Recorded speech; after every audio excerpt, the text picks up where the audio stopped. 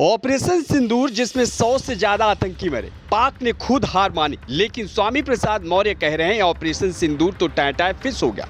Operation सिंदूर के माध्यम से आतंकवादियों का खात्मा होगा, लेकिन 24 घंटे के अंदर टाटा फिश हो गया। बहनों के सम्मान के बजाय बहनों का अपमान किया, ऑपरेशन सिंदूर के नाम पर बहनों को धोखा दिया। क्या कौन सी बात थी? 24 घंटे के अंदर बैकफुट पे आ गए, जबकि एक भी आतंकवादी वहां घुस के मारा नहीं गया।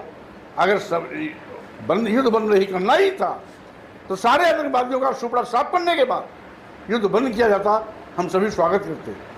जिस ऑपरेशन पर पूरा देश गर्व कर रहा है, उसी पर एक पूर्व कैबिनेट मंत्री सवाल उठा रहे हैं। कह रहे हैं कि सब दिखावा था, मिली भगत थी, बहनों के सिंदूर का मजाक उड़ाया गया। ऐसे में क्या शौर्य पर शक करना अब राजनीति का हिस्सा बन गया है? दरअसल भाजपा और बसपा में कैबिनेट मंत्री रहे स्वामी प्रसाद मौर्य ने अयोध्या में बयान देते हुए कहा कि ऑपरेशन सिंदूर के नाम पर सरकार ने देश को गुमराह किया है। पाकिस्तान में एक भी आतंकी मारा नहीं गया। ये ऑपरेशन नहीं बल्कि छलावा था। ऑपरेशन सिंदूर 24 घंटे में ही टाटा फिश हो गया। स्वामी प्रसाद के इस बयान के बाद सवाल उठता है कि क्या सच में देश को गुमराह किया गया? क्या सेना का दावा झूठा था? क्या वाकई ऑपरेशन सिंदूर एक मजाक था? स्वामी प्रसाद के इन सवालों का जवाब उन वीर जवानों की कार्रवाई से मिलता है जिन्होंने 7 मई को पाकिस्तान अधिकृत कश्मीर और पाकिस्तान के अंदर मौजूद 9 आतंकी ठिकानों को एयर स्ट्राइक से ध्वस्त कर दिया, जिसके बाद सेना ने आधिकारिक रूप से भी बताया कि इस ऑपरेशन में 100 से ज्यादा आतंकियों को मार गिराया गया, जिनमें यूसुफ अजहर, अब्दुल मलिक रऊफ और मुदस्सिर अहमद जैसे खूंखार चेहरे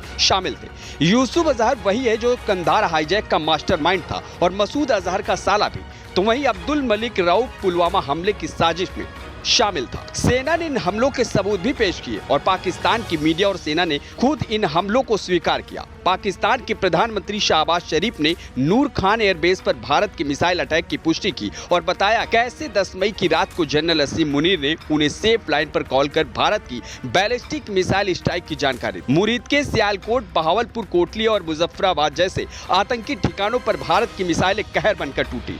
इतने बड़े हमले के बाद पाकिस्तान की सेना के जनरल ISI अधिकारी, सांसद और यहां तक कि ग्लोबल टेररिस्ट हाफिज रऊफ तक को जनाजे की नमाज पढ़ानी पड़ी। पाकिस्तान के ही अखबार नवाब-ए-वक्त ने लिखा कि भारत के हमले में मारे गए लश्कर और जैश के आतंकियों के जनाजे में पाक आर्मी के कई टॉप अफसर शामिल हुए। लेकिन इन तमाम ठोस सबूतों के बावजूद स्वामी प्रसाद मौर्य ऑपरेशन सिंदूर को दिखावा और धोखा बताते हैं। उन्होंने कहा कि यह युद्ध नहीं बल्कि सरकार और पाकिस्तान की मिलीभगत। स्वामी प्रसाद ने लोकसभा चुनाव में भाजपा की हार को लेकर भी तंज कसा और अयोध्या के लोगों को धन्यवाद दिया कि उन्होंने भाजपा को बैसाखी पर खड़ा कर दिया। उन्होंने प्रधानमंत्री के 1 नेशन 1 इलेक्शन के नारे का भी मजाक उड़ाते हुए कहा कि पहले 1 नेशन 1 एजुकेशन लागू होनी चाहिए। लेकिन सबसे बड़ा सवाल यही है कि जिन्होंने पहले धर्म ग्रंथों और सनातन पर विवादित बयान देकर खुद को लाइमलाइट में लाने की कोशिश की थी, क्या वही स्वामी प्रसाद मौर्य अब देश की राजनीति में सैनिकों के बलिदान को निशाना बनाकर अपने लिए जगह बनाएंगे? Bureau report, UP news.